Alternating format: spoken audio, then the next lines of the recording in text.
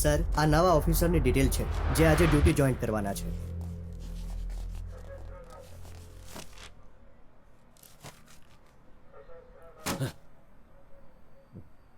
Sir જરાક જરૂરી કામ છે મારે. અલ્યા તને શું થઈ ગયું? ના સર, કાંઈ નહીં, કાંઈ આટલો ગભરેલો કેમ છે? ટાઢો થા. નહીં. જી સર.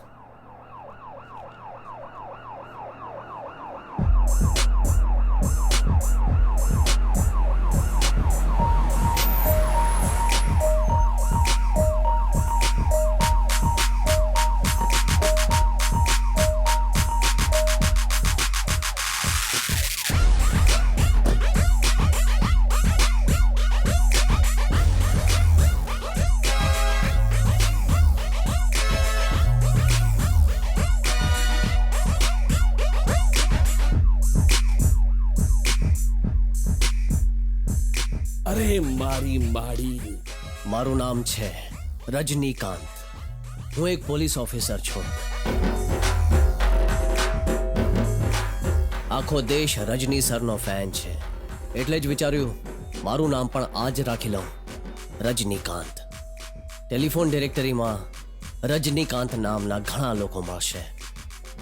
સ્કૂલ જાઉં કે કોલેજ, જ્યારે કોઈ મારું નામ પૂછે છે તો હું કહું છું આઈ એમ રજનીકાંત. બધા જ 3 સેકન્ડ મારી તરફ વધુ જુએ છે. એટલે જ લોકોને હું નામ નથી કહેતો, કારણ કે કહ્યા પછી પણ લોકો વિશ્વાસ નથી કરતા. જેવું રિએક્શન કામદારે આપ્યું એવું જ ઘણા લોકો આપે છે.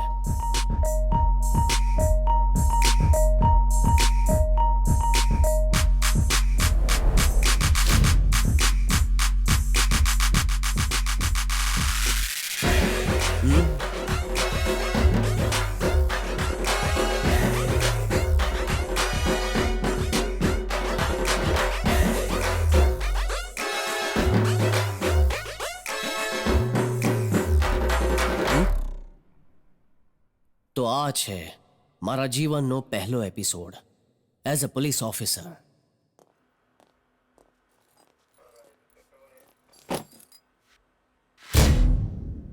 કામદાર,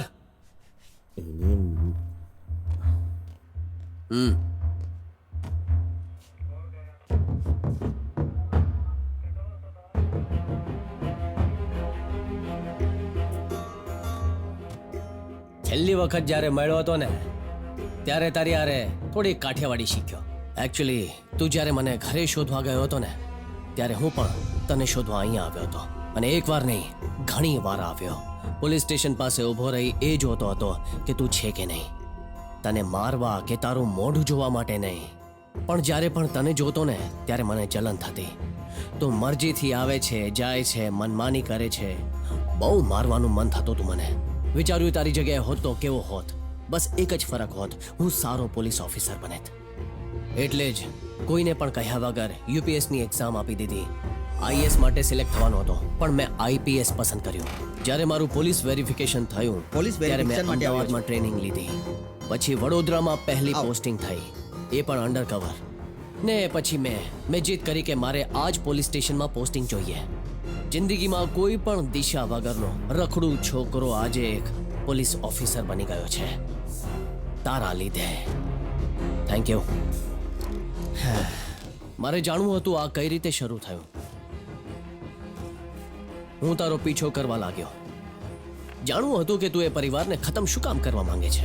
ડોક્ટરે મારી ઘણી મદદ કરી, પણ ડોક્ટરનો દીકરો આમાં શું કામ ઇન્વોલ્વ હતો એ મારે જાણવું હતું. એ બેચારો તો મરી ગયો, પણ એનો ફોન ડોક્ટર પાસે હતો ને એના ફોનમાં એક લેડીનો ફોટો મળ્યો. એ જ ફોટો લીલાના ઘરના એલ્બમમાં પણ મળ્યો. ત્યારે જ હું સમજી ગયો કે દાળમાં કંઈક કાળું છે. એ લેડીને શોધવામાં મને 1 વર્ષ લાગ્યો. પછી મેં એને શોધી લીધી. એનું નામ છે અનામિકા. જ્યારે એની સાથે વાત કરી ત્યારે એક 25 વર્ષ જૂની પ્રેમ કહાનીની ખબર પડી. એ લેડી કોઈના પ્રેમમાં હતી, એક પોલિટિકલ પાર્ટીની ઓફિસમાં. નાથાલાલ દવે એકચ્યુઅલી એક ગેંગસ્ટર હતો અને પાર્ટી વર્કર પણ, અને અનામિકા એ જ પાર્ટીની મેમ્બર હતી. નાથાલાલે અનામિકાને પોતાની જાળમાં ફસાવી લીધી. કોઈને ખબર નહોતી કે એ પરણેલો છે. અનામિકાને પણ પછી ખબર પડી. એમનો સંબંધ 1 વર્ષ સુધી ચાલ્યો. પછી એક દિવસ અનામિકાએ કહ્યું કે એ એના બાળકની માં બનવાની છે. અનામિકા ખૂબ ખુશ હતી, પણ નાથાલાલને બાળક નહોતો જોઈતો. એણે કહ્યું કે અબોર્શન કરાવી લે. પછી એણે એને બહુ જ ધમકાવી. પણ અનામિકાએ બાળકને જન્મ આપ્યો અને એ બાળક પોતાની બેનને સોંપીને જીવ બચાવીને ભાગી ગઈ. આ વાત બંને બહેનો જ જાણતી હતી. નાથાલાલને પણ નહોતી ખબર. અને એ છોકરી છે લીલા. નાથાલાલ એક પોલિટિશિયન, એક લીડર, પાર્ટીમાં સેકન્ડ હેન્ડ કમાન્ડ. જો ચૂંટણીમાં એની પાર્ટી જીતે છે તો એના ચીફ મિનિસ્ટર બનવાના ચાન્સીસ છે. અનામિકાને એ વાતની જાણ થતાં જ એ અચાનક પાર્ટી ઓફિસમાં પહોંચી ગઈ ને નાથાલાલને મળવાની જીદ કરી. અને એ પણ જણાવ્યું કે તારી એક દીકરી પણ છે. એણે કહ્યું કે તે મને દગો દીધો, મારા બાળકને મારવાનો પ્રયત્ન કર્યો, તને સીએમ બનવાનો કોઈ હક નથી. અનામિકાએ કહ્યું લીલા એની દીકરી છે અને નાથાલાલે સમાજની સામે એનો સ્વીકાર કરવો જ પડશે. પણ અનામિકાએ એ બધું જણાવીને ખૂબ મોટી ભૂલ કરી. એ ભૂલી ગઈ કે નાથાલાલ કેવો માણસ છે. એણે 20 દિવસમાં લીલાને શોધી એને રોડ એક્સિડન્ટમાં મારવા માટે સોપારી આપી. નાથાલાલના માણસો અનામિકાને મારવાના પ્રયત્નો કરવા લાગ્યા. અનામિકા ત્યાંથી બચીને નીકળી ગઈ, પણ ક્યાં છે કોઈને નહોતી ખબર. એક અઠવાડિયા પછી જ્યારે અનામિકાએ સત્યમૂર્તિને ફોન કર્યો ત્યારે ખબર પડી એની જિંદગી ખતરામાં છે. પણ ખતરો હવે સત્યમૂર્તિની જિંદગીને પણ થવાનો છે એ તેઓ નહોતા જાણતા. ને ત્યારે જ એમના ઉપર પણ હુમલો થયો. નેક્સ્ટ, હોસ્પિટલમાં તારી એન્ટ્રી. પછી નાથાલાલની ગુલામી કરનારો એનો રાઈટ હેન્ડ અતુલ, જે ડોક્ટરનો દીકરો હતો. એ બધી ફસાદનું મૂળ હતું. પોલીસ ઓફિસર કામદાર એટલે કે તું, અને ગેંગસ્ટર વિરેન.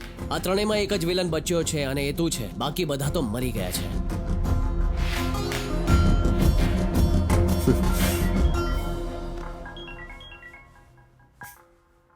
હોસ્પિટલમાં તે શું કર્યું, ડોક્ટરના ઘરમાં તે શું કર્યું, અને પછી અમે શું કર્યું, આ બધું જ મારા કબૂલનામામાં છે.